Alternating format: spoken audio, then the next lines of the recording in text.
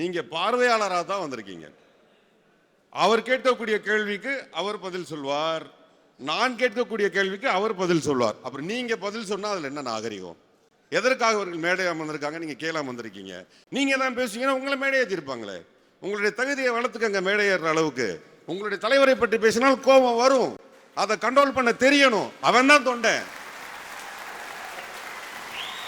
அவன் தான் தொண்டை.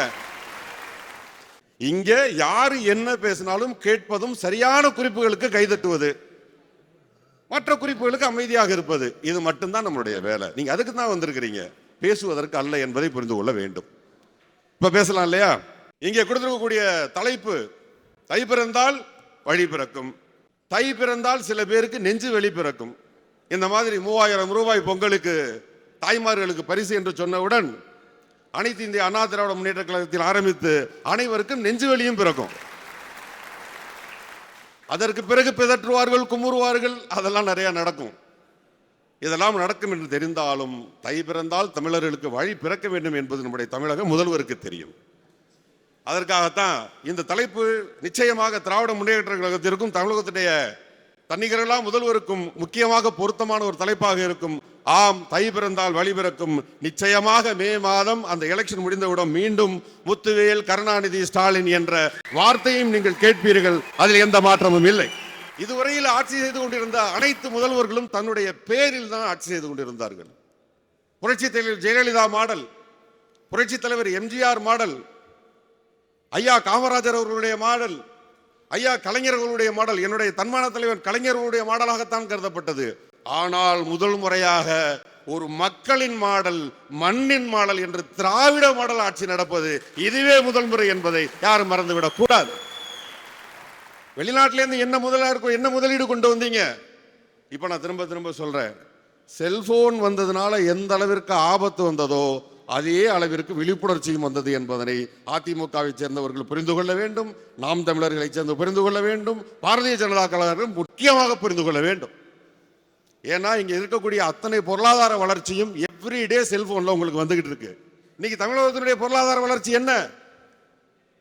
11.16. இதே அதிமுக அங்கிருந்து போகும்போது என்ன பொருளாதார வளர்ச்சி? 1.13. எவ்வளவு, எத்தனை விழுக்காடு வளர்ச்சியை கண்டிருக்கிறது இந்த திராவிட முன்னேற்ற கழகம்? உடனே தை பிறந்தால் வழி பிறக்கும் யாருக்கு பொருத்தமாக இருக்கும் என்பது அண்ணன் ஸ்ரீராம் அவர்களுக்கு தெரியும். சாட்டை தம்பி சொன்னாரு, நீங்க பணம் கொடுத்து தான் ஜெயிக்கிறீங்க அப்படின்னு சொல்றாரு. வேணா நான் வேணா ஒரு 10 கோடி ரூபாய் பணம் தரேன், அண்ணன் சீமான் அவர்களை அறந்தாங்கியில் எங்கே வேணா நிப்பாட்டுவோம், ஆளுக்கு 1000 ரூபாய் கொடுப்போம், ஓட்டு போட்டுருவாங்களா? ஓட்டு போட்டுருவாங்களா? அதை நீங்க தான் சொல்லணும். அண்ணன் சீமான் அவர்கள் இதுவரைக்கும் எத்தனையோ கருத்துக்களை சொல்லி இருக்கிறார்கள். அதில் ஏற்றுக்கொள்ளக்கூடிய கருத்துக்கள் உண்டு, ஏற்றுக்கொள்ள முடியாத கருத்துக்களும் உண்டு, அதில் பலவிதமான குழப்பங்களும் உண்டு. ஆனா ஐயா பெரியார் அவர்களை நெஞ்சிலே சுமந்துட்டு தூக்கி போட்டீங்க பார்த்தீங்களா, அதை மட்டும் எங்களால் ஒத்துக்கொள்ளவே முடியாது. ஆகவே 1000 அல்ல, 2000 அல்ல, 5000 ரூபாய் கொடுத்தாலும் அண்ணன் சீமான் அவர்கள் இருக்கக்கூடிய தொகுதியில் நிச்சயமாக டெபாசிட் கூட வாங்க மாட்டாரு. நீங்கள் பணம் கொடுத்து ஓட்டுவாங்க, அதை பற்றி பேச வேண்டாம். திரு போஸ் வெங்கட், திராவிட பொங்கல் வைக்கிறீங்க, திராவிட பொங்கல் வச்சா திராவிடத்தையே பொங்கல் வைப்பேன்னு சீமான் பேசுறாரு, அது உங்களுக்கு குடைச்சல் இல்லையா? இது ஒரு வசனம் வருது, அதை சொன்னா தப்பாய் போயிடும். அண்ணன் சீமான் அவர்கள் மீது மிகுந்த மரியாதையும் மதிப்பும் எனக்கும் உண்டு. என்னுடைய தம்பி சொன்னது போல் நாங்கள் சினிமாக்காரர்கள், நண்பர்கள், தோழர்கள் எல்லாமே இருந்தாலும் கருத்து வேறுபாடு என்று வரும் பொழுது அதை எதிர்ப்பதில் நாம் குறைந்தபட்சம் கொஞ்சம் கூட கருணை காட்டக்கூடாது. திராவிட மாடலை அழிப்பேன் என்று சொன்னவர்கள் எல்லாம் எனக்கு எப்படி ஞாபகம் வருகிறது என்று சொன்னால், திமுகவை அழிப்பேன் என்று யாராவது சொல்லும் பொழுது அவர்களை பார்த்தால் பரிதாபமாக இருக்கிறது. அங்கே கண்ணீர் அஞ்சலி ஓட்டி வச்சிருக்காங்கல்ல போட்டோ, அந்த போட்டோல இருக்கான் அத்தனை பேரும். அந்த லிஸ்ட்ல நான் திராவிடத்தை ஒழிப்பேன், திராவிட மாடலை ஒழிப்பேன் என்று சொல்லும் பொழுது அந்த போட்டோ தான் எனக்கு ஞாபகத்துக்கு வருது. அதனால் அந்த வார்த்தையை பயன்படுத்தாமல் தன் உயிரை காப்பாற்றிக் கொள்ள வேண்டும் நான் நினைக்கிறேன். அவர்கள் நீண்ட ஆயுளோடு நிம்மதியாக வாழ வேண்டும் என்று நான் வேண்டிக் கொள்கிறேன். அண்ணன் இதை போன்ற வார்த்தைகள் மட்டுமல்ல, இன்னும் சில வார்த்தைகளை எல்லாம் சொல்லி இருக்கிறார். அந்த ஆமைக்கறி போன்ற வார்த்தைகள், முதலைக்கறி போன்ற வார்த்தைகளை எல்லாம் பயன்படுத்தி இருக்கிறார். அடிக்கடி இலங்கைக்கு பயணிக்கக்கூடியவன் நான். அது எந்த அளவில் உண்மை என்பது எனக்கு தெரியும். அதையெல்லாம் விட ஒரு விஷயம் சொன்னார், ஆமை போட்ட குப்புற கவித்து அதில் நான் பயணம் செய்தேன் என்று சொன்னார் அல்லவா. அவர் நிச்சயமாக திராவிட மாடலை பற்றி கிண்டல் பேசுவதில் எனக்கு எந்த விதமான வருத்தமும் இல்லை. அவர் சொன்னால் சரியாகத்தான் இருக்கும் என்று நான் ஒத்துக்கொள்கிறேன். அப்படித்தான் அதை வைத்துக் கொள்ள வேண்டும். திராவிட முன்னேற்ற கழகம் ஆரம்பித்த பொழுது இங்கே எப்படி கூட்டம் கூடியிருக்கிறதோ, அதாவது தாவேகா தொண்டர்களை போல், அப்படித்தான் அன்னைக்கு திராவிட முன்னேற்ற கழகத்திற்கும் கூட்டம் கூடியது. அந்த இளைஞர்கள் திராவிட முன்னேற்ற கழகத்தை நோக்கி எதற்காக வந்தார்கள் என்று இங்கே இருக்கக்கூடிய 21 வயதிலிருந்து 25 வயது நிரம்பிய என்னுடைய இளைஞர்கள் உங்களுடைய தாய் தந்தையரிடம் கேட்டு தெரிந்து கொள்ள வேண்டும் என்று நான் தாழ்மையுடன் கேட்டுக்கொள்கிறேன். நீங்கள் எல்லாம் இன்று கூட்டம் கூட்டமாக வந்து அமர்ந்திருக்கிறீர்கள் என்று சொன்னால் உங்களுடைய ஆர்வம் எனக்கு மிகவும் பிடித்திருக்கிறது. இந்த அரசியல் ஆர்வத்தை நான் வரவேற்கிறேன். ஆனால் அரசியலுக்கு வந்த நீங்கள் தலைவினை பற்றியோ அல்லது அதற்கு முன்பு வந்த கழகங்களுடைய வரலாற்றை பற்றியோ குறைந்தபட்சம் இதை போல் பேசும் பொழுது சத்தம் போடாமல் கேட்டுக்கொள்ளுங்கள். அது உங்களுக்கு மிகவும் தேவைப்படும். நான் குறிப்பிட்ட நாட்களாக பார்த்து கொண்டிருக்கிறேன். மடிக்கணினியில் இந்த பக்கம் முத்தமிழறிஞர் கலைஞருடைய படமும் இந்த பக்கம் முதல்வருடைய படமும் போட்டிருக்கிறது.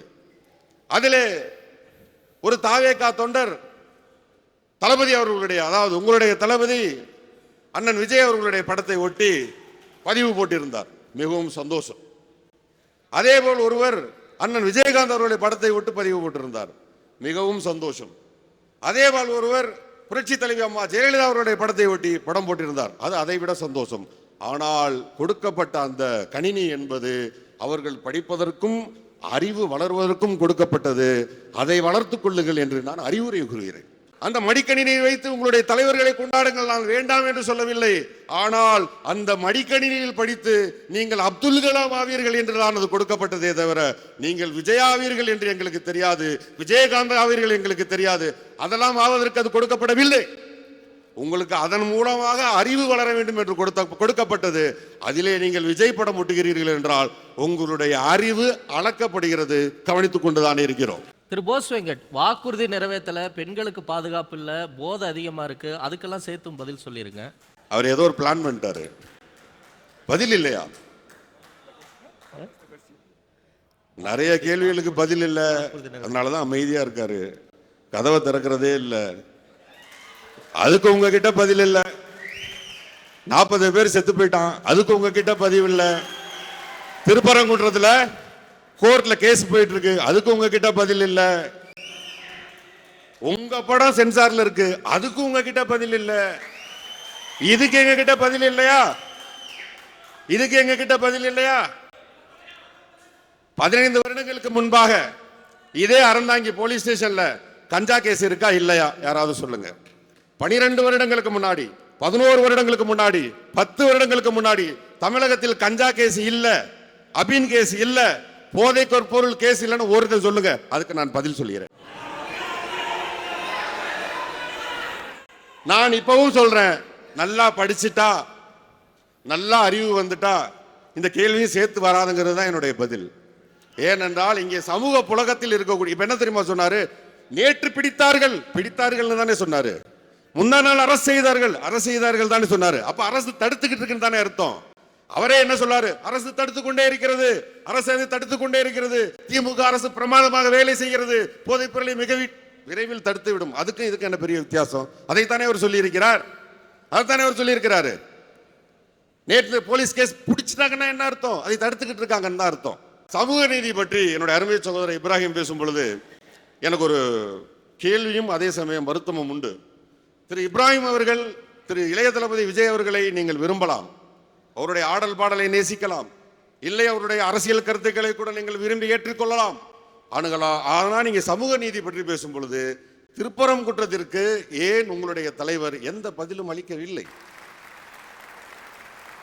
நீங்க ஏதாவது ஒரு சூழலில் உங்களுடைய தலைவரை நாங்க தான் பார்க்க முடியல, பத்திரிகைக்காரன் தான் பார்க்க முடியல, நீங்க போய் சந்திச்சு ஐயா அங்கே ஒரு தர்கா இருக்கிறது என்பதனால் இது பாரதிய ஜனதாவுடைய சூழ்ச்சி தான் இது, தலைவர் அவர்களே ஒரு அறிக்கை விடுங்கள் உங்களால் கேட்க முடியுமா? உங்களால் கேட்ப. ஆனால் நீங்கள் இந்த சமுதாயத்தில் நாம் எல்லாம் இன்று சமமாக உட்கார்ந்து இருக்கிறதுக்கு காரணமே இந்த சமூக நீதி தானே. அதுதானே இந்த திராவிட மாடல் அரசு. உங்களால் ஒரு கேள்வி கேட்க முடியாத உங்களுடைய தலைவரிடம். அப்படி கேட்க முடியாத நீங்கள் எப்படி ஒரு விதமான குற்றச்சாட்டை திராவிட முன்னேற்ற கழகத்தின் மேல் நீங்கள் வைப்பீர்கள்? ஆக தை பிறந்தால் வழி பிறக்கும் என்பது திராவிட முன்னேற்ற கழகத்திற்கும் திராவிட மாடலுக்கும் தற்போது தமிழகத்தை ஆண்டு கொண்டிருக்கக்கூடிய தமிழக முதல்வருக்கும் தான் போய் சேரும். தை பிறந்தால் வழி திராவிட முன்னேற்ற கழகத்திற்கு பிறக்கும், நெஞ்சு வழி மற்றவர்களுக்கு பிறக்கும் என்று கூறி உடனே மீண்டும் சந்திக்கிறேன். நிறைய கேள்வி இருக்கு.